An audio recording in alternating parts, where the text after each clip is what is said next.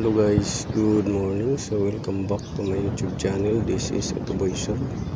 So ngayon guys, mayroon tayong share sa inyo. Itong sasakyan na naglulubat lagi yung battery. So umaandar siya. Maya maya, hirap na pandarin pagka pinatay mo. So ano ba yung sanhi nito guys? Kadalasan nito guys, pagka good ang charging, yung battery sira yung plate. So ang importante kasi sa battery yung amps. So yung voltage is 12, pero kailangan yung amps mataas. So yan yung i-share natin sa inyo. Kaninang umaga pinaandar ko pa yan. Tapos ngayong hapon nung papaandarin ko na, ayaw na umandar. So ngayon chinik ko yung battery status, low-bat siya. Ngayon chinarge ko siya ng about 2 hours na mahigit naka-charge. Ayan o. So naka-charge siya ng 2 hours na halos mahigit 2.5 or mga 3 pa yata. Ayan. Pero hanggang ngayon hindi pa rin siya napupuno. Ayan. Hindi pa rin siya napupuno. So 2 hours mahigit na yan, halos 3 oras.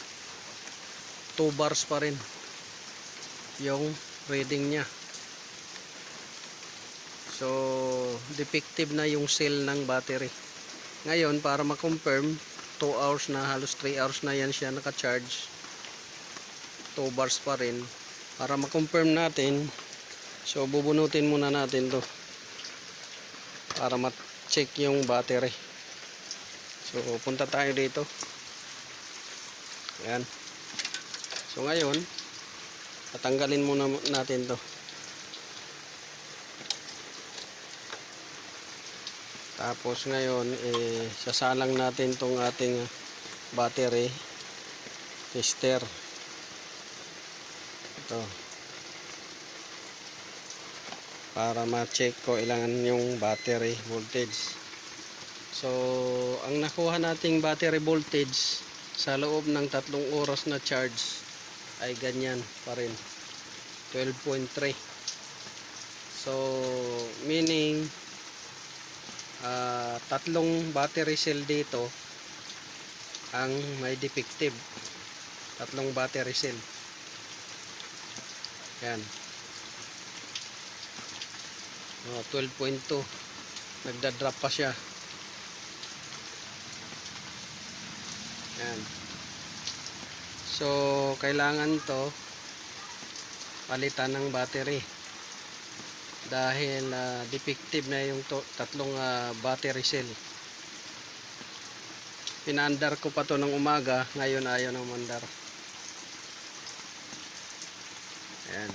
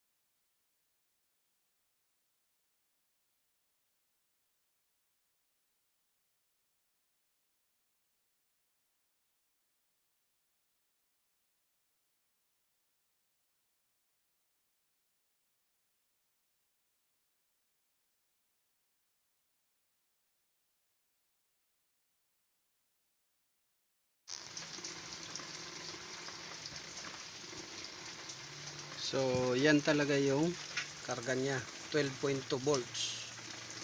So ang kailangan ng sasakyan para mapaandar is 12.6. So need ng sasakyan is 12.6 volts. Pero yung battery, ayan, 12.2 volts lang. Tapos sa indicator niya, nakita, ayan. Pagka good ang battery, nandito yon sa full. Pagka good ang battery. Medium, pagka lobat or sira. Kagaya niyan, hindi na kumakarga. 2 bars lang.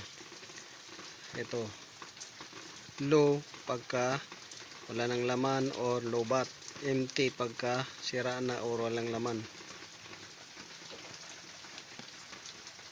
Yan. So tatanggalin na lang natin tong battery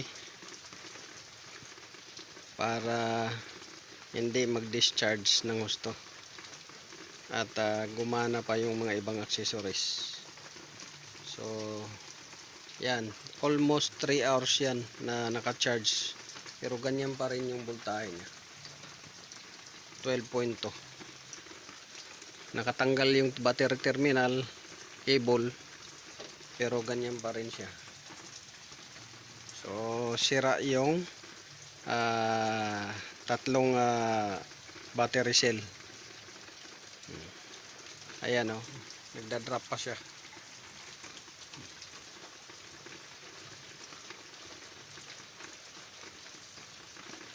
Ayan. Ngayon, para ma-confirm natin na sira yan, aanuhan natin ng battery analyzer. Salangan natin. So ngayon, ating iti-check nitong ating battery analyzer or scanner. So una yung gawin ay ilalagay nyo siyempre dito sa positive ang positive clamp, tapos dito naman sa negative ang negative clamp. So negative clamp, positive clamp. So ngayon hindi siya umilaw. So ngayon ating ayusin yan. Dapat ilaw siya. Ayun. Dapat may umilaw siya. Ayun. So umilaw na siya. Ayan. Ngayon gagawin natin ay i-check natin yung status ng battery. So yan. In vehicle, dahil nasa sasakyan, battery test. Yan. Regular CCE. CCE nito ay nasa 150 to 200 amps. So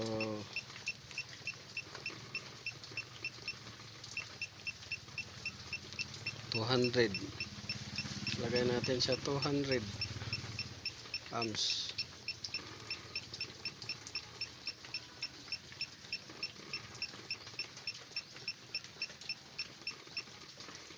Kasi mostly yan 150 to 200, yan yung kalaking battery. So ang nakalagay dito, state of health is good, recharge 100%. Pero ang voltahe niya is 12.1 volts lang. 200 amps, 319 amps. So state of health niya. Pero pagka dito, state of charging is 25% lang. Yan, 25%. So ilalagay natin ulit ito ng 180. 180 para ma-double check talaga natin na ayan, 180 kung parehas lang ba.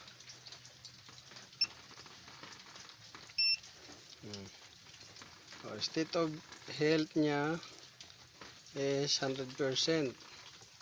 Good recharge. Pero pagka good recharge, kadalasan nito, sira na ang cell. Kahit lagi na lang nagpapacharge ka nito. Hindi na tumatanggap. 26% yung ano niya, charging. Hindi na tumatanggap ng ano. So, para ma-confirm, pangatlo is 150.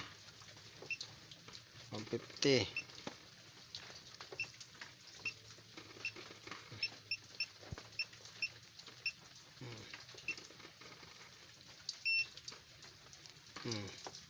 Good recharge. States of health, good recharge.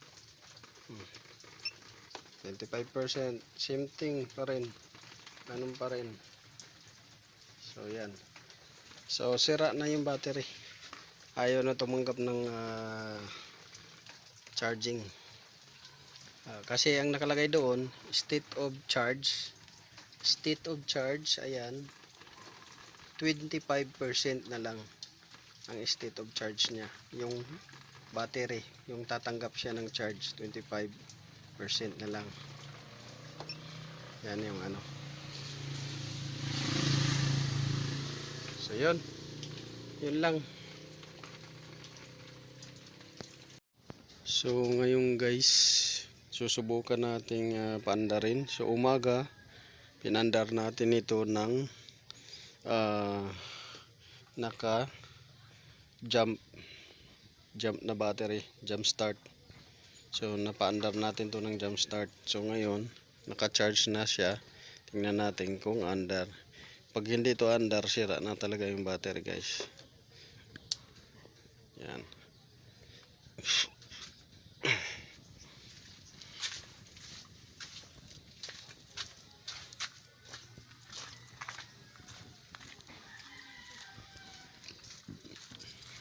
Paandarin natin kung andar siya.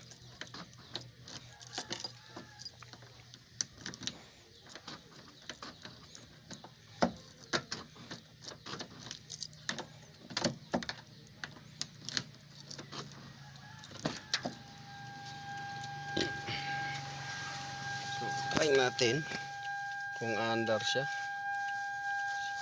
Sana umandar.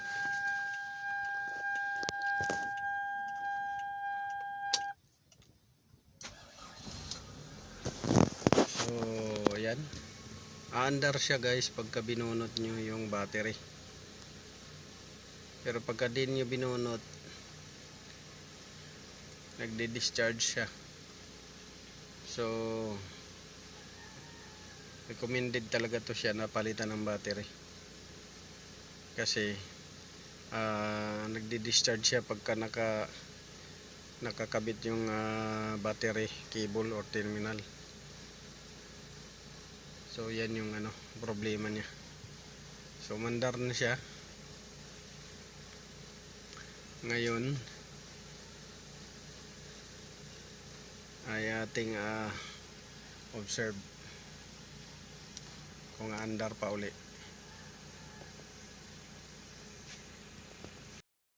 So yun guys, ayaw na naman niyang umandar. So confirm talaga to guys na 12.2 lang yung ano nito. So dapat 12.6. So mayroong tatlong plate stone na sira. So sana nagustuhan niyo yung video na to. Sana nakatulong sa inyo yung mga may sasakyan dyan, customer at driver, para malaman kung battery ang sira, hindi alternator. So naka medium lang talaga siya kahit na ang tagal na nakaandar. So ayaw na tumanggap ng voltahe or kuryente na i-charge ng alternator. So kung nagustuhan nyo guys, share and like, subscribe na rin para marami pa tayong matulungan at para marami pa tayong magawang video. So don't skip the ads din.